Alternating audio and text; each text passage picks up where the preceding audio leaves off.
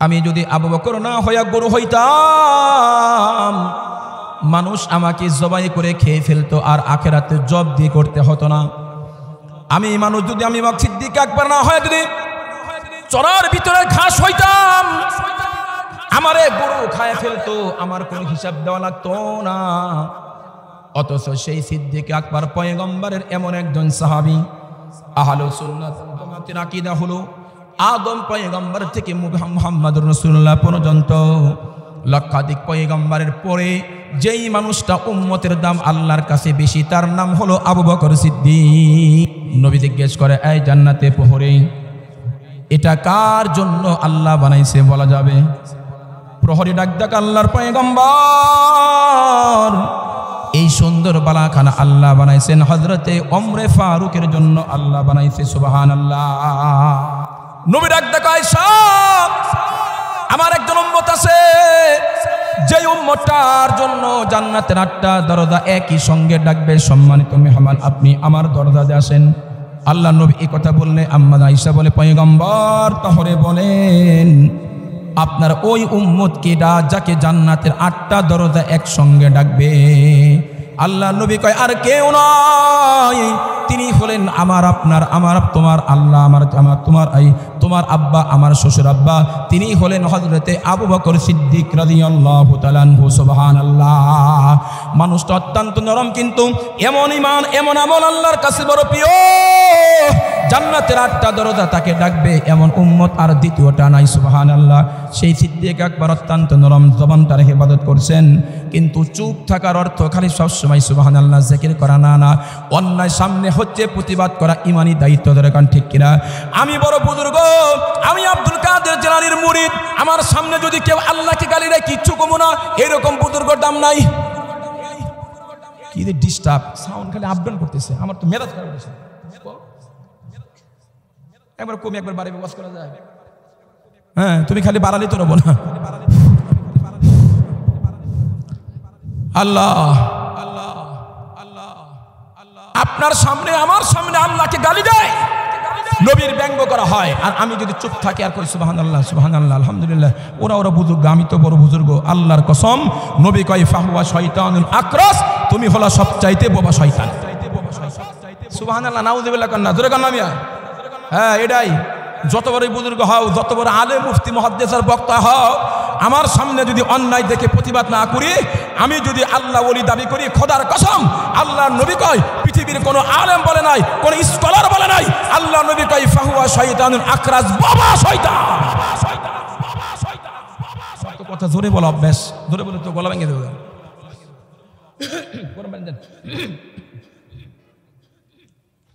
সিদ্দিক আকবর নরম মানুষ, কিন্তু মাঝে মাঝে যদি নরম মানুষ গরম হয়, খাওয়া খবর আছে না নাই? খবর আছে না নাই? রাস্তাতে যাচ্ছেন, বাকুয়া বাজারতে যাইতেছেন, হঠাৎ করে 2 জন দেখতেছে আবু বকর সিদ্দিক আসতেছেন। এখন 2 জন কয়, এই যাই একটু মোল্লারে একটু সাইজ করি। মোল্লারে কি করি? হ্যাঁ তো দেখেন না, মোল্লারে সাইজ করি। ইতিপূর্বেও যারা মোল্লাদের সাইজ করছে, অতীতেও করেছে, এখনো করতে চাচ্ছে, আগামী দিন করবে, ওরাই সাইজ হইছে এবং হবে, যেরকম ঠিক কিনা? এই পৃথিবীতে মোল্লাদের সাইজ করতে এসে কেউ আমান থাকে নাই, বরং ওরাই ভেঙ্গে চুইরা টুকরা টুকরা হয়েছে। কথা বলে ঠিক কিনা? আবু বকর সিদ্দিক আসতেছেন, 2 ইহুদি কয় যে মোল্লা আসতেছে, একটু সাইজ করি। তার একজন কেমনে করে দেখো না। সিদ্দিক আকবর যখন কাছাকাছি আসছে, একজন আর একজনের কয়, এই এতদিন শুনলাম আব্দুল্লাহর পুত্র মোহাম্মদ ফকির, আজকে শুনতেছি আল্লাহ নাকি ফকির হয়ে গেছে। নাউযুবিল্লাহ, জোরে কন। আর একজন কয় কেমনে? ওই যে কোরআন শরীফের একটা আয়াত আছে না, মাই ইয়াকরিদুল্লাহ করজান হাসানা কিয়াসু, আল্লাহকে ঋণ দিবা। যেই লোকটা ঋণ চা, যে তো ঋণগ্রস্ত, সে তো ফকির, তাই না? এই কথা বলছে। তো আবু বকর সিদ্দিক তো আমাদের মতো গরু খাওয়া মুসলমান না, ঠাস করে গালের মধ্যে থাপড় একটা বসাই দিচ্ছে। কি করছে?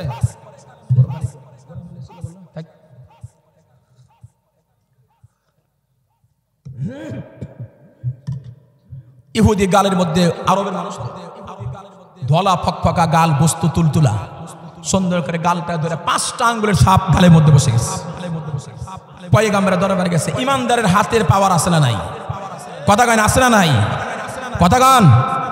এমন একটা থাপ্পড় দিছে, ইহুদি 5টা গালের মধ্যে 5টা আঙ্গুলের ছাপ ইহুদির গালের মধ্যে গেছে। পয়গম্বর আসসালামু আলাইকুম আল্লাহ নবী কাঁদতেছে। আল্লাহ নবী কয় কি হয়েছে? কয় ইয়া রাসূলুল্লাহ দেখেন না আপনারা আবু বকর থাপ্পড় দিয়ে গালটা কি অবস্থা করে ফেলেছে। আল্লাহ নবী কয় আবু বকর তুমি এই ইহুদি তুমি মনে হয় ভুল করতেছ, থাপ্পড়টা ওমর দিছে। আবু বকর সিদ্দিক ইহুদি কয় না আজকে একটা আবু বকরই দিছে। পয়গম্বর কয় না হিসাব তো মেলে না। আরহাম উম্মতি বি উম্মতি আবু বকর। আবু বকর নরম মানুষ, বুজুর্গ মানুষ, কারো থাপ্পড় দেওয়া দূরের কথা, জোরেই তো কথা কয় না। কয় আজকে একটা আবু বকর মারছে। কয় ভালো করে তদন্ত করে সত্যি করে কও আজকে ওমর মারছে। ইহুদি কয় মার কি আমি খাইছি না আপনি খাইছেন? কয় তুমি আজকে একটা আবু বকরই মারছে। আবু বকর ডাকছে এদিকে এসো। রাসূলের কাছে আসছে, ওরে মারছো কেন? তুমি না আমার দলের লোক, মারছো কেন? আবু বকর সিদ্দিক পয়গম্বর যদি অনুমতি দেন তাহলে বাম গালে আরেকটা বসাইতে পারি। সুবহানাল্লাহ। আল্লাহ নবী কয় এবার কনফার্ম হইলাম ডান গালেরটা দিয়ে তুমি বসাইছিলা, মারছো কেন? ইয়া রাসূলুল্লাহ কত বড় জালেম, কত বড় কমবক্ত, কত বড় আবু জাহাল, কত বড় নাফরমান, কত বড় ফেরাউন। আমার গালি দিছে কিচ্ছু বলে নাই, আমার আব্বাকে গালি দিছে কিচ্ছু বলে নাই। আমার সামনে নবীকে গালি দিবে, আল্লাহকে গালি দিবে, আল্লাহকে ফকির বলবে। আয়ান কুসুদ্দিন ওয়া আনা হাই, আমি জীবিত থাকবো, আমার সামনে দিন মিটে যাবে। সহ্য হয় নাই, ঠাস করে গালের মধ্যে বসাইয়া দিলাম। ইমানদারের পাওয়ার থাকবে এমন কথা কয়। আমরা সব সময় ঠান্ডা, আলেম ওলামা মারতেছে ওরা বুঝুক না, আল্লাহ নবীকে ব্যঙ্গ করছে ওটা ইমাম সাহেব বুঝুক না, আর আবু বকর সাহেব হুজুর মোহতারাম সাহেব বুঝুক না। কিছু একটা দেখি ইমাম সাহেবরা কি করে, হুজুররা কি করে। তোমরা কি রাসূল উম্মত দাবি করো? কসু দাবি করো, কসু। রাসূলের জান্নাত, আল্লাহর জান্নাত পেয়ে এত সোজা? 5 টাকার পাতিল কিনতে 4 বার বাড়ি মারো, 1 নাম্বার না পাকা না 2 নাম্বার, আর আল্লাহর জান্নাত দিব এই পোড়াইয়া মোড়াইয়া না পোড়াইয়া একেবারে ফ্রেশ তুলতুলে জান্নাত দিব, এত সোজা না। কথা কয় না? এই বলছে তা আল্লাহ নবী কয় ইহুদি তুমি আমারে গালি দিছো, আল্লাহকে গালি দিছো কেন? কয় হুজুর আপনি জানেন না, আমি সত্য কথা কই, আমি গালি দেই নাই। সিদ্দিক আকবর কয় আল্লাহ নবী কয় আবু বকর কোনো সাক্ষী আছে? কয় হুজুর সাক্ষী তো নাই, আমি ওখানে ছিলাম একা, ওরা ছিল 2 জন আর উপরে আল্লাহ ছিল। আল্লাহ নবী কয় আল বাইয়িনাতু আলাল মুদ্দাই ওয়াল ইয়ামিনু আলা মান আনকারা। আল বাইয়িনাতু আলাল মুদ্দাই ওয়াল ইয়ামিনু আলা মান আনকারা। সাক্ষী লাগবে। আবু বকর সিদ্দিক সাক্ষী নাই, বিচার যা করেন মাথা পেতে নিব। আল্লাহ নবী কয় ইহুদি তোমারে যত জোরে থাপ্পড় দিছে ওই পরিমাণ থাপ্পড় তার গালের মধ্যে বসাই দাও। রাসূল তো ইনসাফ করছেন, রাসূল তো আর ওই আওয়ামী লীগ সরকারের মতো নিজের দলের লোকে বিনা কসুরে খালাস, আর জামাত ইসলাম আর হেফাজতের নেতা করে বিনা হিসাবে জেলখানা, এরকম সরকার ছিল না। আল্লাহ নবীতে ইনসাফ ওয়ালা সাক্ষী নাই। আবু বকর তোমার থাপ্পড় দেবে, এটা আমার বিচার। ইহুদি হাতটা নিয়ে গেছে গালের কাছে থাপ্পড় দিবে, ওই সময় আল্লাহ পাক 4র্থ আসমানে ঘুমাইতেছে। আপনারা কি কন? আরো জোরে কন। আল্লাহ দেখতেছে না? যেই মাত্র কাছে গেছে থাপ্পড় দিবে, হঠাৎ জিবরাইলের আগমন।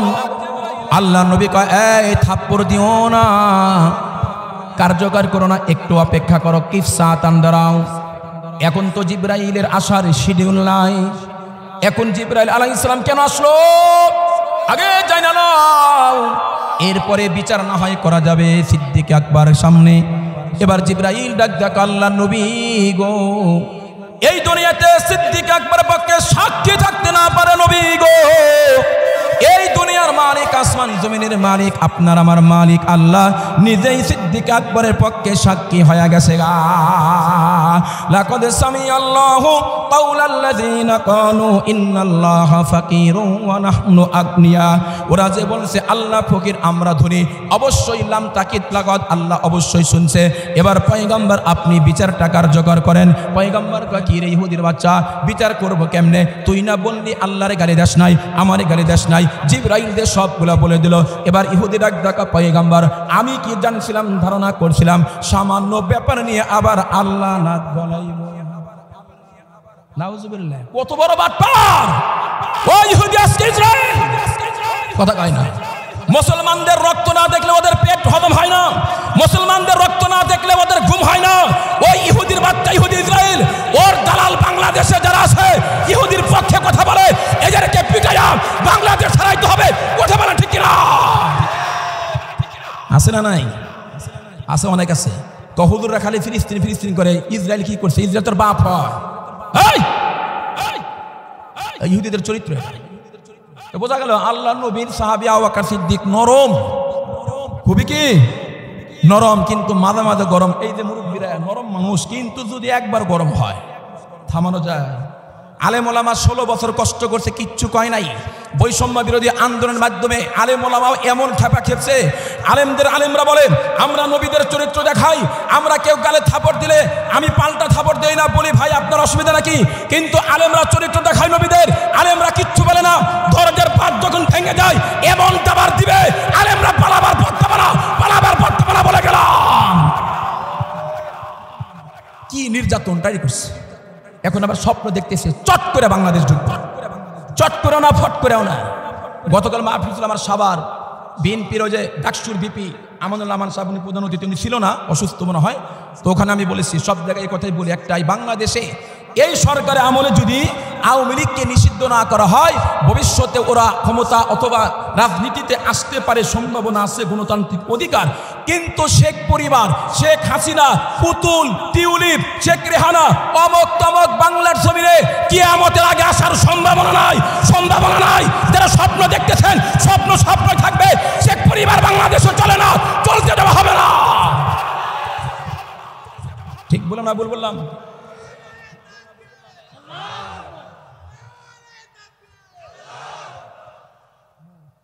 অতএব স্বপ্ন দেখে সময় নষ্ট করে লাভ নাই, লাভ নাই। আমি সেদিন সিরাজগঞ্জের ডিসি অফিসে আমাদের প্রোগ্রাম ছিল। আমি সিরাজগঞ্জ জেলা হেফাজত ইসলামের জেলা সেক্রেটারি, রাবেতাতুল ওয়াহিদিন বাংলাদেশ কওমি বক্তাদের প্ল্যাটফর্ম, এটারও জেলা সেক্রেটারি। আল্লামা মামুনুল হক, যিনি 3 বছর 3 মাস নির্দোষ জেল খাটলেন, শাইখুল ইসলামের ছেলে, আমার উস্তাদ শাইখুল ইসলাম, ওনার ছেলে মামুন সাহেব, ওনার দল হলো বাংলাদেশ খিলাফত মজলিস রিকশা মার্কা, এটারও জেলা সেক্রেটারি আমি। 3টা দলের জেলা সেক্রেটারি আমি। তো ডিসি অফিসে যখন মিটিং হয়, তখন আমাকে প্রতিনিধি 3টা দল থেকে করতে হয়।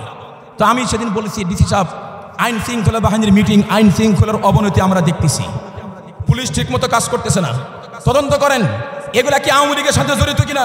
যদি হয়ে থাকে তদন্ত করেন। ওরা যেমন 16 বছরে জামাত ইসলামকে পিটাইছে, ওদেরকে মারা হবে, ওদেরকে মারা হবে। কথা বলেন ঠিক কিনা? ঘরে থাকতে দেয় নাই। আমার নামে 3টা মামলা, হেফাজত ইসলামের 3টা মামলা, আমি তো কিচ্ছু জানি না। আমাদের মুন্না সাহেব ছিল সিরাজগঞ্জের, মনে আছে? ওনার বাড়িতে কে বা কারা ঢেল দিয়েছে, ওই দিন আমি ছিলাম সিলেট মৌলভীবাজার কুলাউড়া, 2013 সাল, আমার নামে মামলা দিচ্ছে, আমি কিচ্ছুই জানি না। 3টা মামলা আছে আমার। এই জন্য শোনেন, আমি কোর্টে যখন যাই কষ্ট হয়, সকাল থেকে 1টা পর্যন্ত আমাদের কোর্টে দাঁড়ায় থাকতে হয়। আর বিচারকরাও তো, ওই বিচারক তো সৎ আইন বোঝে না, ওরা ফোনের অপেক্ষা থাকে, কথা কয় না। ওরা উপর থেকে যা করে তাই করে, ওদের কোনো সাক্ষীর দরকার নাই। উপর থেকে হ্যালো, এরা ধরো, এরা ছাড়ো, এরা ফাঁসি দাও, হ্যাঁ স্যার ঠিক আছে, ঠিক না? ঠিক। ওই দিন শেষ, ওই দিন বাংলার জমিনে আর আসবে না, ওই দিন বাংলার জমিনে আসবে না। অন্যায় যারা করবে তাদের বিচার হবে, মাজলুমদের কোনো বিচার করা হবে না।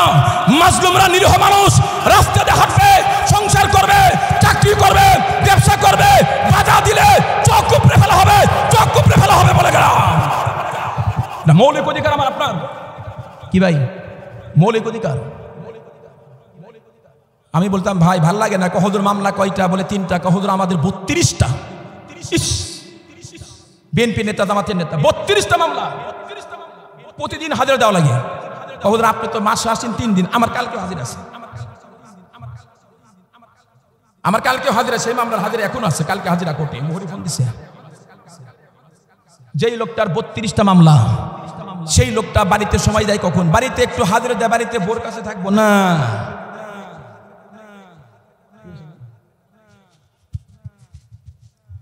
এই জন্য মুসলমান ভাইরা আমার কথাগুলো দিল দিয়ে শোনেন, অন্যায়কে প্রশ্রয় দেওয়া যাবে না, সবসময় চুপ থাকা ভালো, কিন্তু অন্যায় দেখলে প্রতিবাদ করতে হবে। এটা হলো আবু বকর, অন্যায় দেখে প্রতিবাদ না করলে এটা আবু জাহাল। ধরে কোন ঠিক কিনা? আল্লাহ তুমি আমাদের আমল করার তৌফিক দেয়া দাও। আল্লাহর পয়গম্বরকে সাহাবী আসছেন হযরত উকবা ইবনে আমির, মনটা বিষণ্ণ মলিন, নবীকে ডাক দেখায়, পয়গম্বর ডাক দেখায়, উকবা তোমার মনটা খারাপ দেখতেছি, কারণটা কি বলো, কিছু হয়েছে নি? হযরত উকবা বলে, আল্লাহ নবী গো, একটা বড় টেনশনে আছি, এই দুনিয়াটা পরকালে আল্লাহর জাহান্নাম থেকে মুক্তি কেমনে পাবো, আপনি আমারে আমল শিখাই দেন। আল্লাহর পয়গম্বর 3টা আমল শিখাইলেন। হাদিস শরীফে আছে, আন উকবা ইবনে আমির রাদিয়াল্লাহু তাআলা আনহু قال মান নাজাতু ইয়া রাসূলুল্লাহ, আল্লাহ নবী গো কোন আমল করলে নাজাত পাওয়া যাবে? আল্লাহর পয়গম্বর কা উকবা, 1 নাম্বার আমলিক আলাইকা নিসানাক, জবানটাকে কন্ট্রোল করো। হয় জবানটা ভালো কথা বলো, গীবত করবা না, শিকায়ত করবা না, কাউকে গালি দিবা না। আরেকজন সাহাবী বুখারীতে আছে, তার নাম হযরত জাবির ইবনে সুলাইম রাদিয়াল্লাহু তাআলা আনহু। নবীর দরবারে আসছে, জীবনের প্রথম সাক্ষাৎ। আল্লাহ নবী কাকা পয়গম্বর, আপনি আমার কিছু উপদেশ দেন। আল্লাহ নবী উপদেশ দিল, প্রথম নাম্বার লা তাসুববান্না আহাদা, কাউকে গালি দিবা না। সাবধান, জবান কন্ট্রোল করো, কাউকে গালি দিবা না। আমরা তো মাকে গালি দেই, বাবারে গালি দেই, সরকারে তো কত গালি দেয়, এটা তো পরের কথা, রাজনৈতিক ব্যাপার। আমার আম্মাকে পর্যন্ত আমার গালি থেকে রেহাই পাই না, ঠিক বললাম না? বললাম আলেমদেরকেও গালি দেই। আল্লাহ নবী কা উকবা লা তাসুববান্না আহাদান, কাউকে গালি দিবা না। কেন? আমি যাকে গালি দিব সে আমার থেকে ভালো তো হতে পারে, কথা কয় না? হাকিমুল উম্মত মুজাদ্দিদ মিল্লাত আশরাফ আলী থানভী রাহমাতুল্লাহ আলাইহি কত বড় বুজুর্গ ছিলেন, যার টুপি আমরা পরি। উনি বলেন, একজন কাফেরকেও আমি কাফের বলে গালি দেই না। কেন? হতে পারে ওই লোকটা মৃত্যুর আগে ইসলাম কবুল করে জান্নাতে গেল, আর আমি আশরাফ আলী নাস্তিক হইয়া মুরতাদ হইয়া কবরে গেলাম। বড়দের চিন্তা তো বড়ই হবে ভাই, কথা কয় না? আর আমরা সমানে বাংলা, ইংরেজি, আরবি তো গালাগালি শুরু করি। সাবধান, কখনো গালি দিব না। আল্লাহ নবী কয় জবান কন্ট্রোল করো। 1 নাম্বার উকবা, যদি আখিরাতের মুক্তি পাবার চাও, পরকালে আল্লাহর জাহান্নাম থেকে বাঁচবার চাও, 1 নাম্বার লা তাসুববান্না আহাদা, কাউকে গালি দিবা না। 2 নাম্বার ওয়ালিয়াসাকা বাইতুক, নির্জনে কখনো 4 দোকানে বেশি বসবা না, কখনো বন্ধু মহলে বেশি যাইবা না। আপনারা বলেন তো দেখি, বাংলাদেশে বর্তমানে সবচাইতে বড় পলিটিশিয়ান আর রাজনীতিবিদ কোন জায়গায় গেলে পাওয়া যায়? হ্যাঁ, 4 দোকানে গেলে এমন এমন রাজনীতিবিদ দেখা যায়, মনে হয় ফখরুল আলমগীরের কাছে কিছুই নেই। ওবায়দুল কাদের খেলা হবে গেছে, ও কিছু না। জামাতের যিনি আমির আছেন ডক্টর শফিকুর রহমান সাহেব, উনি ওর কাছে কিছু না। ঠিক না ঠিক? এরকম আছে না নাই? আপনাদের বাকুয়াতে মনে হয় নাই। দেখবেন আমাদের দেশে 2 রকমের ডাক্তার আছে। একটা হলো লেখাপড়া করে MBBS হয়ে FRCS করে FCPS করা, MCPS করা, এদের ভিজিট হলো 1000 টাকা, ওরা বাজারে বাজারে ওষুধ নিয়ে ঘোরে না। আর একটা ডাক্তার আছে, কিচ্ছু পড়ে নাই, 2টা বাংলা বই পড়ে অনলাইন থেকে শিখে রাস্তার মধ্যে হাটের মধ্যে কয়েক রকমের তেল ঝোঁক টোক মেলা কিছু নিয়ে বসা যায়। বসা এমন এমন বক্তব্য যায়, একদিন দ্বারা শুনবেন, দেখবেন যে ওর বক্তব্য শুনলে মনে হবে উল্লাপাড়া কেন সিরাজগঞ্জ ডিস্ট্রিক্টে ওর চেয়ে বড় ডাক্তার আর নাই। ঠিক? আর সেরকম আসলে কি ভালো ডাক্তার? আরো দরকার না? আর বড় ডাক্তার? ও তো রাজনীতিবিদ না, ও রাজনীতি নষ্ট করে 4 দোকানে কথা কয় না। রাজনীতিবিদরা কখনো 4 দোকানে বসে রাজনীতি করে না। আবার যেমন নষ্ট করে তেমন দোলাইও খায়, ধরে কোন ঠিক কিনা? আল্লাহর পয়গম্বর কয় উকবা 4 দোকানে বেশি সময় দিবা না, বন্ধুদের মহলে যাবা না। ওয়ালিয়াসাকা বাইতুক, হোম কোয়ারেন্টাইন, তার মানে বেশি বেশি একা একা অবলম্বন করো। ওই মসজিদে বসে জিকির করো, আর না হয় আল্লাহ আল্লাহ করো, স্ত্রীকে সময় দাও। 3 নাম্বার নবী কয় উকবা, আল্লাহর জাহান্নাম থেকে যদি বাঁচতে চাও, 3 নাম্বার হলো ওয়াবকি আলা খাতিয়াতিক, জীবনে কম গুনাহ করো নাই, সবটা গুনাহ, আর প্রত্যেকটা গুনার উপর থেকে কারণে আল্লাহর কাছে চোখ তুলে চোখের পানি ছেড়ে মাপ চাও। 3টা কাজ যদি করতে পারো, 1 নাম্বার হলো জবান কন্ট্রোল করা। এখান থেকে ভালো কথা লায়ানি কথা বলা যাবে না, হয় ভালো বলা না হয় চুপ থাকা। 2 নাম্বার ওয়ালিয়াসাকা বাইতুক, নির্জনতা অবলম্বন করা, একা একা বেশি সময় কাটানো, বন্ধু মহলে কম যাওয়া। 3 নাম্বার জীবনের কৃতকর্মের গুনার উপর যদি আল্লাহর কাছে মাপ চাও, তাহলে এই 3টা কাজ যদি করতে পারো, আল্লাহ নবী কয় এই 3টা কাজ যদি করতে পারো তো আল্লাহ পাক রব্বুল আলামিন তোমাকে জান্নাত, জাহান্নাম আর দুনিয়ার আযাব থেকে আল্লাহ বাঁচাইবে। সুবহানাল্লাহ। আবার অনেকে মনে করতেছে কি ব্যাপার, হুজুর থেকে নামাজের কথা বললো না, তার মানে 3টা কাজ করলেই বুঝি জান্নাত, নামাজ লাগবে না? না না, নামাজটা তো আলাদা একটা মাসআলা। আল্লাহ নবী জানে এই সাহাবী উকবা জীবনেও নামাজ কাদা করে নাই, একটা নামাজও ছাড়ে নাই, এজন্য তাকে বাড়তি একটা আমল দিলেন। নচেত নামাজ যার নাই, জবান যতই ভালো হোক আর যতই কান্নাকাটি করুক, নামাজ যদি না থাকে তার জন্য জান্নাত হারাম। ধরে কোন ঠিক কিনা? ধরে বলেন ঠিক কিনা? সম্মানিত হাজিরিন, আমাদের সমাজে আপনাদের বাকুয়াতে আছে কিনা? সেদিন বালসাবারা এই কথাটা বলেছিলাম। আমাদের সমাজে কিছু লোক আছে 5 ওয়াক্ত নামাজ পড়ে, কিছু আছে আলহামদুলিল্লাহ মাঝে মাঝে নামাজ পড়ে, মাঝে মাঝে নামাজ বাদ দেয়। আবার কিছু আছে এক ওয়াক্ত নামাজও পড়ে না। ওদের দাবি হলো এত নামাজের দরকার নাই। কোরআন হাদিসে কই আছে নামাজ পড়ার কথা? খালি একদিন নামাজ পড়বো। কয়দিন? কয়দিন? কোন দিন? কোন দিন? ডেট দেয় না, খালি কয় একদিন নামাজ পড়বো। এই লোকের মৃত্যু আসে কিন্তু একদিন আসে না। ঠিক, এই লোকের মৃত্যু আসে কিন্তু একদিন আসে না। নামাজ পড়বো একদিন, এমন একটা সেজদা দিব মাথায় গামছা বান্ধা, এক সেজদা জান্নাত পার হয়ে জাহান্নামে গিয়ে পড়বে। নাউযুবিল্লাহ। না, তোমার শিক্ষা এটাই হয় দরকার। তুমি নামাজ পড়বে না, তুমি তো জাহান্নামে যাবা, কথা কয় না। সেদিন আর এক লোক আমার খুব খাতেরের, হুজুর ওয়াস্ত ভালোই করেন, একটা কথা কই কি, হুজুর সিদ্ধান্ত নিলাম কি নৌকাতার ভোট দিবেন না? না ওটা না তো কোনটা? সিদ্ধান্ত নিছি যেই পরিমাণ দুর্নীতি, যেই পরিমাণ মারামারি, যেই পরিমাণ গুনাহ, ব্যভিচার, আমচুরি, ডাবচুরি, ঘুষ সুদ যা করছি, আমার মনে হয় আল্লাহ মাফ করবো না। এটা শয়তানের একটা ধোঁকা ধরে, কোন ঠিক কিনা? 80 বছরের কাফেরের জিব্বার দিকে আল্লাহর কুদরত, আল্লাহ তাকা থাকে, বান্দা কখন কালেমা পড়বে, জিন্দেগির গুনাহ মাফ করে জান্নাতে যাবে। আর আজকে সুবহানাল্লাহ জোরে বলেন না। আপনি আমার কথা বুঝতেছেন না? একটু আবদান হইতেছে মনে হয় না? কিছু করার নাই, যা আছে তাই বলে। আমার তো অবস্থা খারাপ। যাই হোক, কি সিদ্ধান্ত? হুজুর সিদ্ধান্ত নিছি যেই গুনাহ করছে আল্লাহ মাফ করবো না, দরকার নাই। অতএব আখিরাতে কষ্ট হোক, দুনিয়াতে কষ্ট, আনন্দ করে যায়, এনজয় করে যায়। আজকের পর থেকে আরো বেশি গুনাহ করবো, আরো মারবো, এ করবো, অকর্ম করবো। বললাম যে তাতে কি ফলাফল হবে? কদে আমি যা চিন্তা করে পাইলাম থিচিস করে, আল্লাহ পাক রাগ করে এত জোরে ঢেল দিব, জাহান্নামের বেড়া ভাঙ্গা জান্নাতে ফিটকে পড়বে। দেখছেন কত বড় বাটপা? দেখছেন জাহান্নামের বেড়া ভাঙ্গে যাবো, জান্নাতে পড়বো। আল্লাহ কি এত বোকা? আল্লাহ এত বোকা? আল্লাহ কা বান্দা যদি কান্দো, নবী কয় কান্দো। আল্লাহ নবী একদিন হযরতে জিবরাইল আলাইহিস সালাতু ওয়াস সালামকে দেখেন দাঁড়ায় আছেন, হাতের মধ্যে পিয়ালা। নবী কয় জিবরাইল, এই পিয়ালা কার? এই পিয়ালার মধ্যে কি আপনার হাতে দেখতেছি আল্লাহর ফেরেশতা রাখ দেখা পয়গম্বর। এই পিয়ালার ভিতরে আপনার উম্মতের চোখের পানির স্যাম্পল আমার কাছে আছে। নবী কয় এটা দিয়ে কি হবে? ফেরেশতা কয় আল্লাহ নবী গো, আপনার উম্মত যারা জাহান্নামের ভয় আর কবরের ভয়ে আল্লাহর ভয়ে কান্না করেছে, ওই পানিটা যদি এই যে স্যাম্পল আমার কাছে এক পিয়ালা দেখেন, এইটা যদি জাহান্নামের মধ্যে নিক্ষেপ করা হয়, 3 বছর ধরে যেই জাহান্নাম 3000 বছর প্রজ্বলিত হওয়ার কারণে 1000 বছর পরে 2000, তারপর 3000 জাহান্নামের আগুনকে জ্বালানোর পরে বর্তমান জাহান্নামের আগুনটা একদম কালো হয়ে গেছে। এই জাহান্নামের মধ্যে যদি আপনার উম্মতের এই যে চোখের পানি আল্লাহর ভয়ে যেটা বের করেছে, এটা যদি স্যাম্পলটা এক পেয়ালা পানি জাহান্নামের মধ্যে নিক্ষেপ করা হয়, আল্লাহ পাক এই এক পেয়ালা পানির কারণে 3000 বছরের জাহান্নামের আগুনকে আল্লাহ নিভাইয়া দিবেন। সুবহানাল্লাহ, সুবহানাল্লাহ জোরে বলেন। এজন্য কাঁদবো তো ইনশাআল্লাহ, আর হাসি না।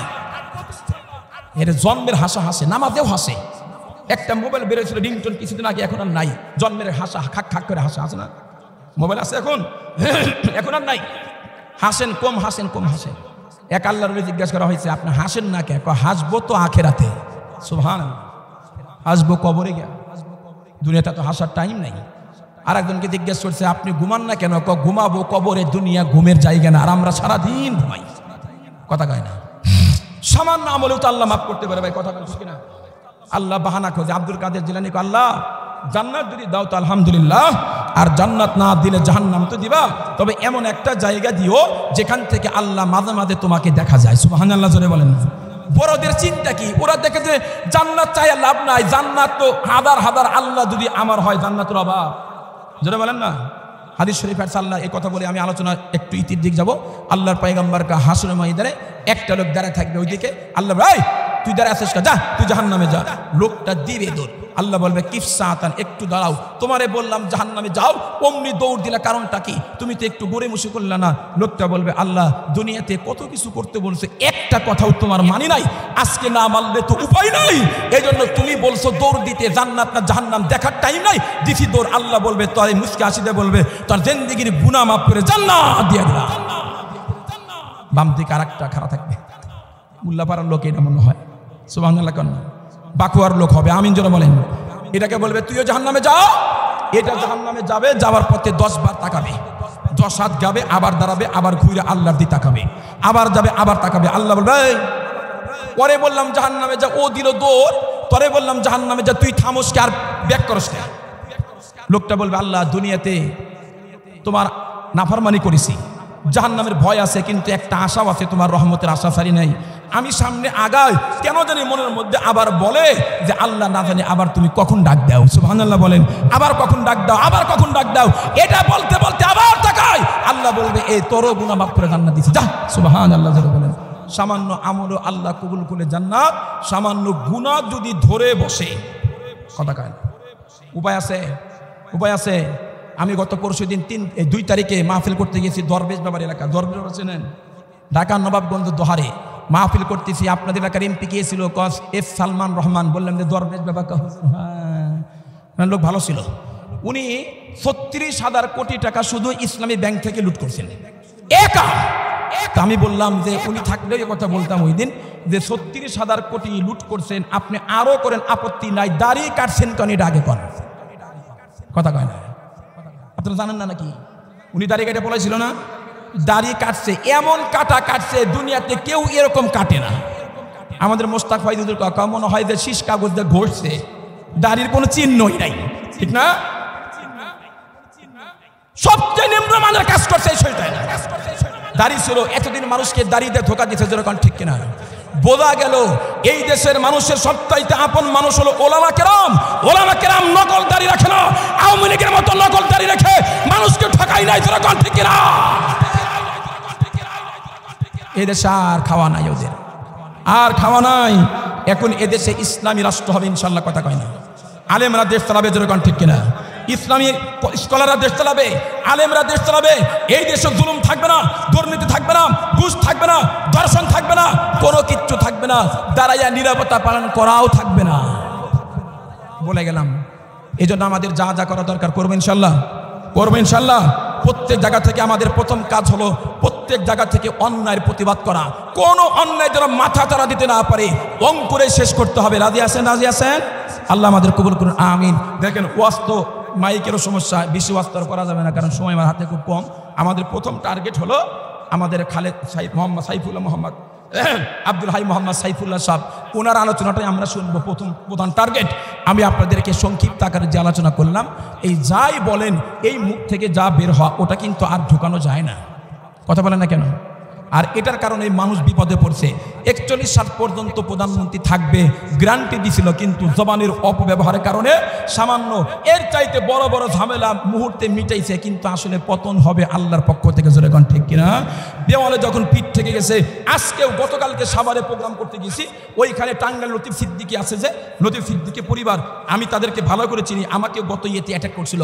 তো ওনার কাছের মানুষ, এখন তো অনেকে আছে দেখেন না, ওই মানে আগে ছিল ওরকম, এখন আবার মিল টিল দেশ চলে আছেন, কথা কয় না? এই কারোর যে কথা তুই আমলি করছো, জীবনও স্বীকার করবো না, ঠিক না? আর দেখবেন যারাই বলতেছে আওয়ামী লীগ দেখছি, বিএনপি দেখছি, এবার খালি জামাতে দিমু, দেখবেন যে এটাই আওয়ামী লীগ ছিল, কথা কয়? এটা আমি পরীক্ষা করে দেখছি।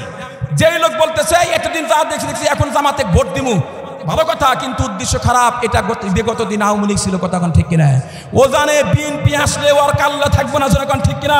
আমরাও চাই এই দেশ আর কোনো অন্যায় চলবে না, অন্যায় দুর্নীতি চলবে না, ইসলামী ব্যক্তিত্ব দেশ চালাবে, জোরে বলেন ঠিক কিনা? জোরে বলেন ঠিক কিনা? শেষ পর্যন্ত উনি আমার সাথে ছিল। তো উনি বললো হুজুর অবস্থা কিন্তু খুব জটিল, এই দেশে এই লোকগুলা আর আসতে পারবে না, আর আসতে পারবে না।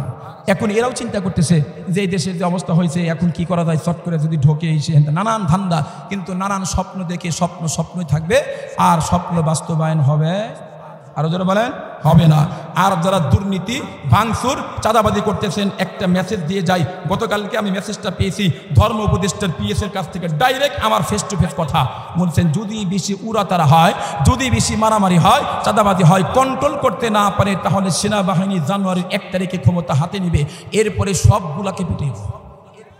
এই জন্য সাবধান, কোনো অন্যায় আমরা করব না, অন্যায় হতেও দিব না। রাজি আছি ইনশাল্লাহ? আল্লাহ আমাদের প্রত্যেককে কবুল করেন, আমিন। এরপরে আওয়ামী লীগ যাবে, বিএনপি আসবে, বিএনপি যাবে, জামাত আসবে, জামাত যাবে, হেফাজত আসবে, চলবে, কিন্তু মাদ্রাসা মসজিদ কিয়ামত পর্যন্ত থাকবে, যেরকম ঠিক কিনা? রাজনীতির সাথে এর কোনো সম্পর্ক নাই। অতএব আমি দান করব, মাদ্রাসা হবে, আমি দান করব, সব আমি পাবো, আমি যেই দলই করে না কেন। আজকের মাহফিল বাকুয়া মাদ্রাসার বাৎসরিক মাহফিলে অনেক টাকা খরচ, আপনারা জানেন। এই মাহফিলের জন্য 1 লাখ টাকা আমাদের এবার আপনারা কথা কন না, মুরব্বী আপনি যে 1 লাখ টাকা, উনি কি সভাপতি? দেখি আপনার নাম কি? সিরাজুল ইসলাম। মাহফিলের তৃতীয় বক্তার কাছে যখন 1 লাখ দিছে, বোঝা গেল 10 লাখ টাকার দোক এখানে আছে। তার মানে 2-3 লাখ টাকার আমি পাবো, আর আমাদের আব্দুল হাই মোহাম্মদ সাইফুল্লাহ ভাই পাইবো মিনিমাম 10 লাখ টাকা ধরে। কোন ঠিক কিনা? আল্লাহর কোন বান্দা আছেন, আমি খুব একটা বেশি সময় নিব না, ওয়াজ তো শেষ হয়ে গেল। জবানটা কন্ট্রোল করো, দেখবা আর জীবনে নাপাক নাদাত পাওয়ার সম্ভাবনা আছে। একটা কথা বলি, আল্লাহর পয়গম্বর বলছেন মান সমাতা নাজা, যে চুপ থাকে সে মুক্তি পায়, কিন্তু সব সময় চুপ থাকা ভালো না। বললাম আল্লাহু আকবার। আমার বাপ নাই মা নাই, এই কবরস্থান চলে গেছে, মনে করেন কবরে চলে গেছে। বাপ মার জন্য 1 লাখ করে 10 জন লোক কারা কারা দেবেন একটু বলেন না, হিম্মত করে রাখুন। 10 লাখ টাকা 10 জন, 1 লাখ। মুরব্বী দিয়েছেন 1 লাখ টাকা। 2 নাম্বার কোন ব্যক্তি আছেন এই মাদ্রাসার জন্য? আমার বাপ নাই মা নাই, বাবার নামে 50,000, মার নামে 50,000, 1 লক্ষ টাকা এক মর্দে মুজাদ আমি চাই। আল্লাহ সিদ্দিক আকবরের সঙ্গে জান্নাত নসিব করবে, আমিন।